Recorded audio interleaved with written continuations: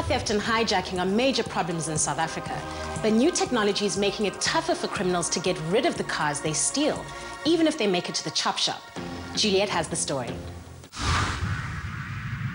According to a report from 1999, the SAPS had to crush between 12,000 and 16,000 recovered vehicles due to the fact that their original identity was impossible to ascertain. This had an estimated cost to South Africa's economy of 1.2 billion rand. There are an estimated 2 million stolen cars driving on South Africa's roads. No wonder that Microdot technology became law. It became law in South Africa on the 9th of March that all new motor vehicles have to be microdotted, as well as vehicles requiring police clearance.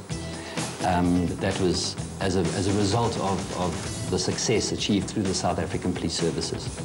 These 15,000 microdots, each with their own asset identification number, are applied to over 174 areas within your car.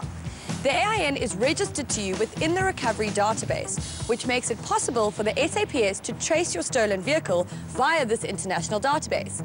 But what exactly is Microdot technology? Microdot technology was developed in World War II for the transfer of information covertly. It's since been adapted to become a crime prevention tool proactively, as well as an investigative tool in South Africa. But you might ask yourself whether or not our law officials will be able to use this system effectively.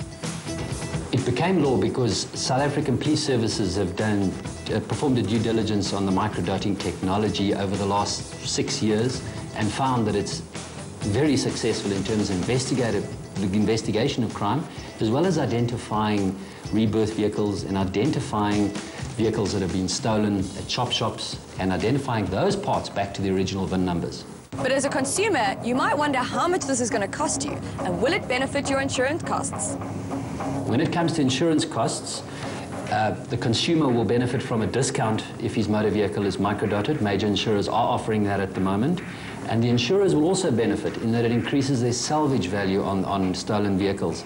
So that money comes back into the pot, which will keep the insurance premiums down. One question that comes to my mind is what happens when you're in an accident and you need parts replaced? Does each part need to be redotted, and is there a cost involved? In the case of minor accidents, if you just need to replace a bumper, it's not necessary to re-microdot the vehicle. The law of thumb is if more than 40% of the vehicle needs to be replaced, then the vehicle can be re-microdotted. That PIN number then gets, the new PIN number with the old PIN number gets linked to the VIN number, the original VIN of the vehicle.